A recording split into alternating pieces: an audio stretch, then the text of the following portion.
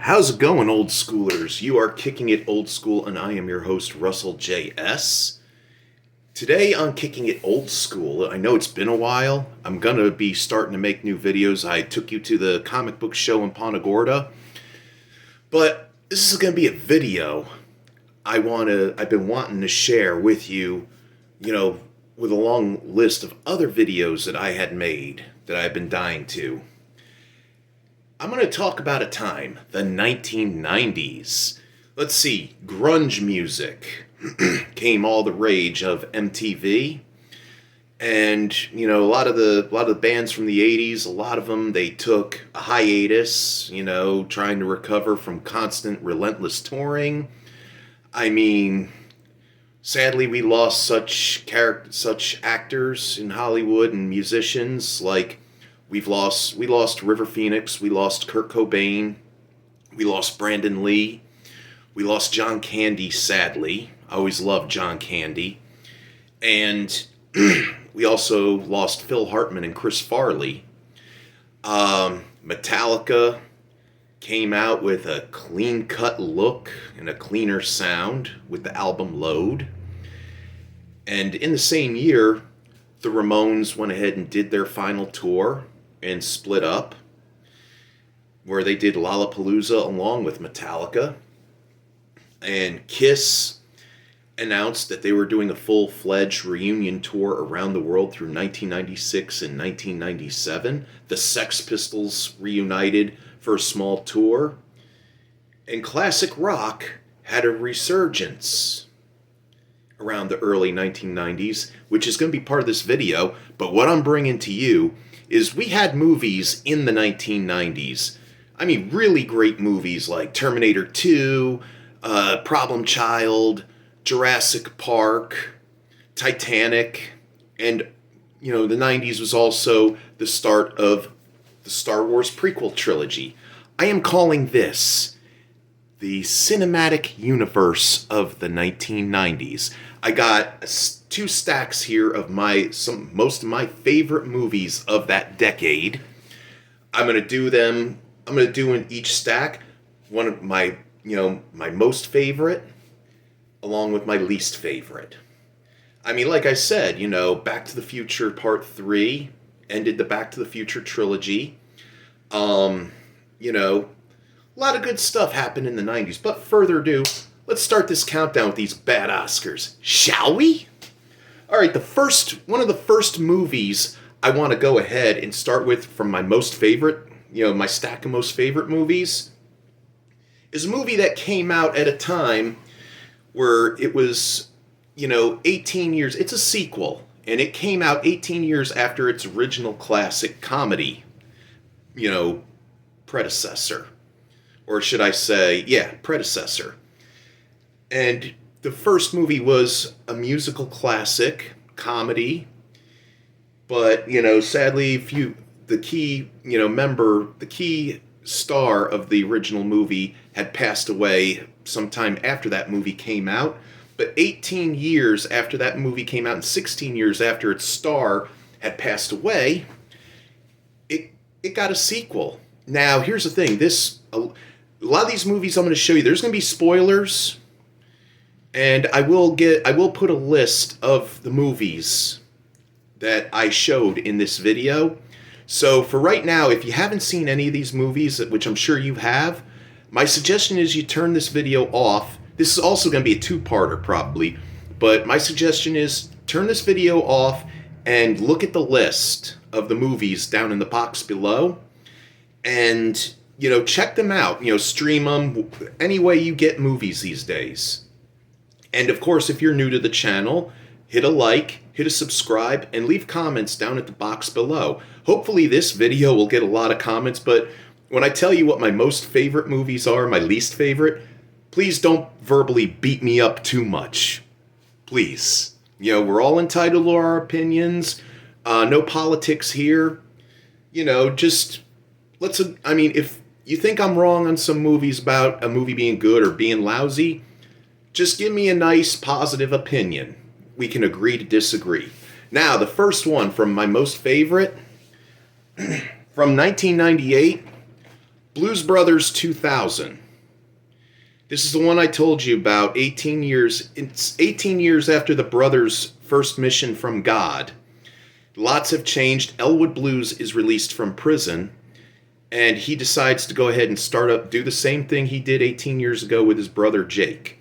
Get the band back together and start doing gigs. Well, he finds out that his brother Jake had passed away sometime between this movie and the original. And what happened was he still has a surgeons to go ahead and start the band. He finds out he has somewhat of a stepbrother in the form of a commander of the Illinois State Police. And he's trying to convince him to join him as the new lead singer, but he gets John Goodman to be the lead singer instead, to take Jake's place. And they go ahead, and the new phrase is not "we're on a mission from God," it's "the Lord works in mysterious ways." Now, if you haven't seen this movie had bad reviews to it. I mean, it didn't have a good long life at the theater. I mean, it was like a lot of movies in 1998, they were competing with Titanic, which was at the theater for almost a year, even surpassed its time in the theater when it came out to video. But look this one up. It's really a real good movie. It's fun, full of laughs, good music, and good action, hijinks, everything. Check this one out, Blues Brothers 2000. And now the next one is on my least favorite. These movies are my favorites, don't get me wrong. Hot Shots Part 2. Now, it was very funny. It was from the people. It's a sequel to the original Hot Shots, which I couldn't wrap my head around. But I went to go see this at the theater because I'm a big Rambo fan. And to see Charlie Sheen play a character similar to Rambo, it was really funny and silly. I mean, I remember after this movie thinking how cool Charlie Sheen really was, until years later we'd find out how much of a jerk he truly was. But it is cute. It's not really one of my main faves, but I enjoy watching it from time to time. Hot Shots Part 2, with an all-star cast with Lloyd Bridges, Richard Crenna, Miguel Ferrer, and Valeria Golino, the girl who played Tom Cruise's girlfriend in Rain Man. I mean, a lot of movie parodies in this. I mean, it's, like I said again, it's not one of my most favorites, but it's something good for laughs. And now, on my most favorite list, yeah, a lot of you superhero aficionados might call me crazy on this one. But here we go. Don't be too harsh on me when I say this. Batman Forever. Now, at the time, they were looking for a third Batman movie, and they were ready to put Robin in there, finally. People thought that Batman Returns, after the original 1989 classic, they felt was too dark and gritty, and they didn't like, and the Penguin looked too scary. Where, the first one, yeah, it was the comic book where, originally where Batman struck fear in the hearts of criminals all over Gotham. And Michael Keaton, and what happened was Michael Keaton stepped down because he didn't like and Tim Burton stepped down as producer instead of director, and they brought in Joel Schumacher. And what happened was Joel Schumacher was going to bring the franchise into a new direction. I love this movie because I'm a big Val Kilmer fan too. And, in this movie, Val Kilmer did a really good job as Batman. And, Tommy Lee Jones, I'm a big fan of. Jim Carrey, I think, is okay. I mean, Nicole Kidman, we all had a crush on her. And Chris O'Donnell was, I guess, an up-and-coming star at the time. And funny thing about this was Christian Bale, who would play Batman in the Dark Knight trilogy, he auditioned for the part of Robin and lost it to Chris O'Donnell. So 10 years later, when Batman Begins would come out, forget about playing Robin. Christian Bale got to be the main thing. So yes, Batman Forever, in a way, it looks like Batman the Animated Series, the live-action movie. But you know what? I thought, I mean, a lot of people didn't like this. They preferred Michael Keaton, but hey, it was better than George Clooney when he would play Batman later on. That looked like the TV show all over again. All right, next one, where I go to my movies, my least favorites.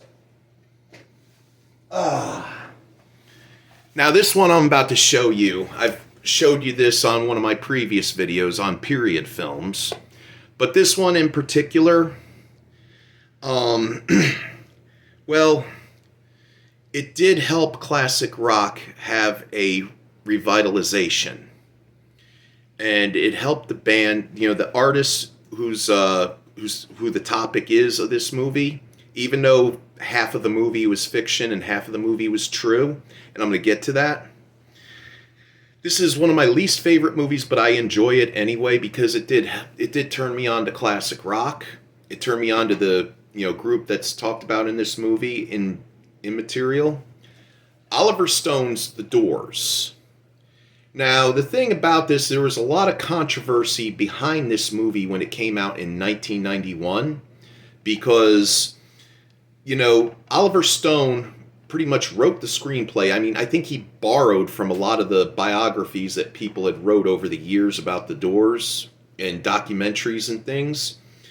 And even Ray Manzarek had commented, he said, keyboardist of the Doors, he said, Val Kilmer, the way Val Kilmer played Jim Morrison, he would never have hung, if that was really Jim Morrison, he would not have hung out with him. He didn't like the way Jim Morrison was portrayed in this movie. He actually wanted to punch Oliver Stone in the face.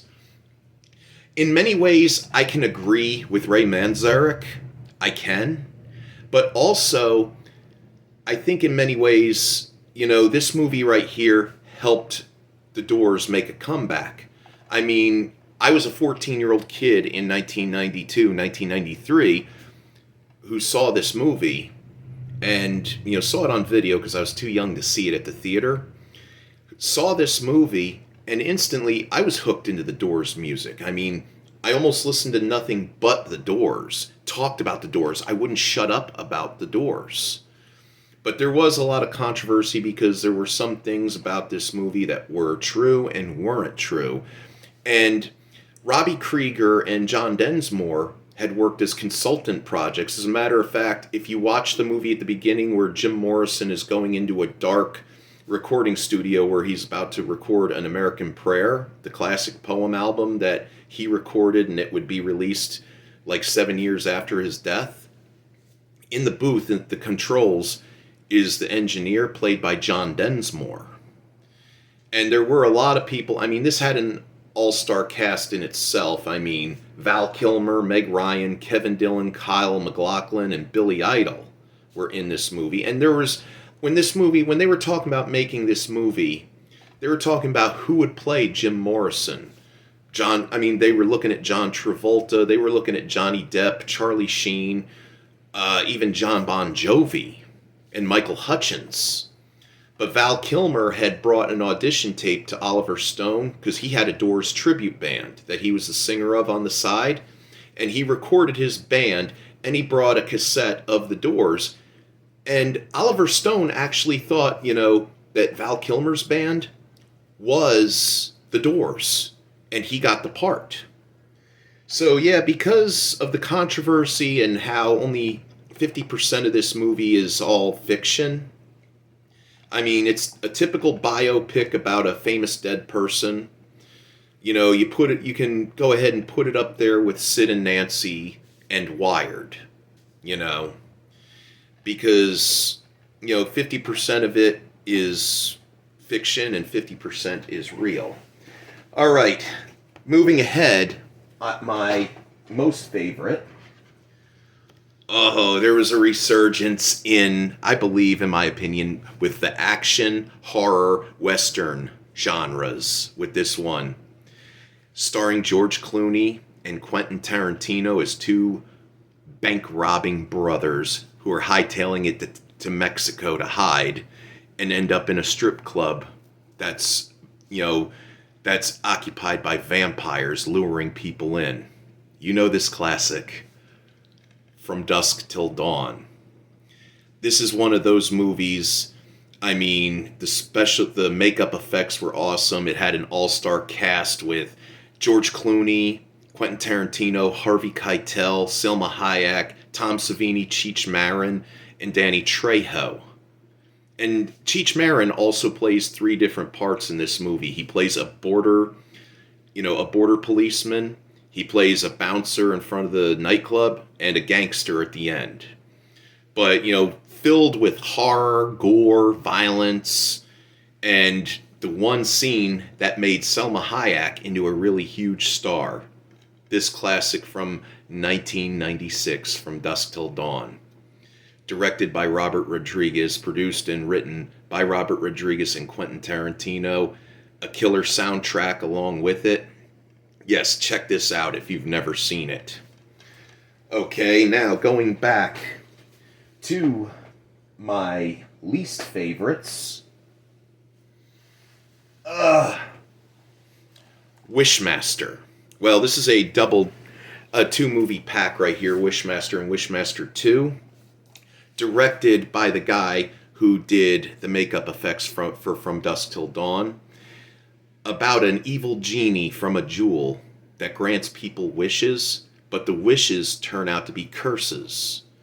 And funny thing is, I remember when this movie was coming out, because there was talk about a horror movie starring, they didn't say what it was, but it starred Kane Hodder, who played Jason Voorhees, and Robert Englund, who played Freddy Krueger. I can remember the sheer excitement we were getting at the time, because we couldn't wait. We knew what we thought we knew what was going to be coming about, except Robert Englund plays some kind of I guess he's like an Indiana Jones type guy who has a collection of antiquities, owns a museum, and Kane Hodder plays a security guard. And they're in this, and Harry Manfredini, who did the music score for probably all the Friday the 13th movies. Yeah, we didn't... And Sean Cunningham, I think, was a producer. Let me see. No, I don't see Cunningham's name on here. Nope. But it was a fun movie. I mean, okay, visual effects, makeup effects were superb. But, other than that, it was all right. I love the song that Motorhead does at the end credits. I forgot what the title was, but it rocked. I mean, I remember when hearing about this movie, we were all hoping we would get this when they said Kane Hodder and Robert Englund. No, we got this. But they were trying to build up momentum. We would get this in 2003, but there would be no Kane Hodder as Jason. But, yeah, I mean, I was seeing the horror, thanks to From Dusk Till Dawn, the horror genre coming back with a vengeance. It was better than nothing. And I saw it on Halloween that year. It was probably one of those movies, because I worked at a second time around movie theater at the time. Remember I told you, like the summer blockbusters we'd get by the tail end of summer. So yeah, not one of my most favorites. It's a favorite, but it's not one of my most favorites. Now we're going to most favorites. 1995, we learned of who Antonio Banderas was as teenagers. And, being somebody who plays the guitar, I wanted to see this movie, but again, I wasn't yet 17. So I had to wait till it came to video. But, yeah, this movie made me have a crush on Selma Hayek, and the action was just awesome. It was killer. Again, from Robert Rodriguez, and it stars Quentin Tarantino and an all-star cast with Danny Trejo and Cheech Marin, Antonio Banderas, and Steve Buscemi. Desperado. Now, this was actually, when they put this out, they didn't tell you until it came out to video, but this was actually the sequel to a foreign movie called El Mariachi, which is the character that Antonio Banderas plays, a man out for revenge against the cartels who killed his girlfriend. And an aspiring mariachi guitar player who got shot in the hand and he never really played, but he walks around with a guitar case that you would think has got a guitar, but instead there's guns and grenades and everything so he could seek out his revenge. If you've never seen this, pick this one up, stream it wherever you could find it, and watch this movie. It's excellent.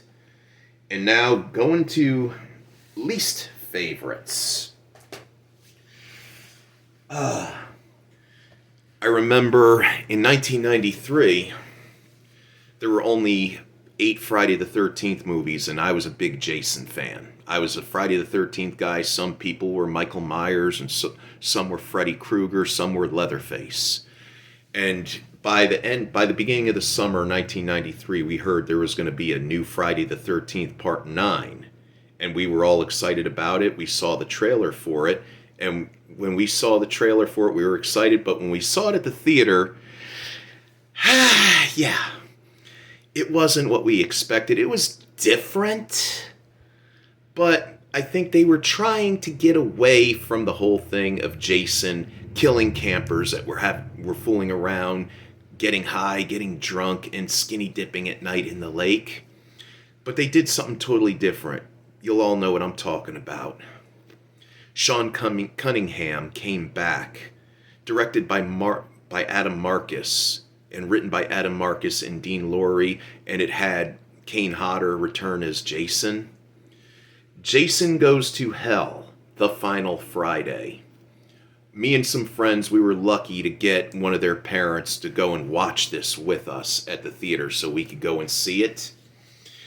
And if you're a big fan of Jason, you'll know this is the one where Jason's that, weird looking heart demon thing that pops out, jumps from one body to the next, possessing people until he could find a sole member of his family to come back to the way he was. The effects were really good, but with the exception of Jason, I mean, it had Stephen Williams from 21 Jump Street fame, and he was also an Illinois State police officer in the original Blues Brothers that was hell-bent on capturing the Blues Brothers. But if you've never seen this one, go ahead and watch it. It's got good special effects, and Harry Manfredini does the score, and Sean Cunningham has returned. Well, this has been part 2 of the 1990s cinematic universe. Stick around this is part 1, so stick around for part 2. I made a mistake right there. Stick around for I'm really excited about making this video, but stick around for part 2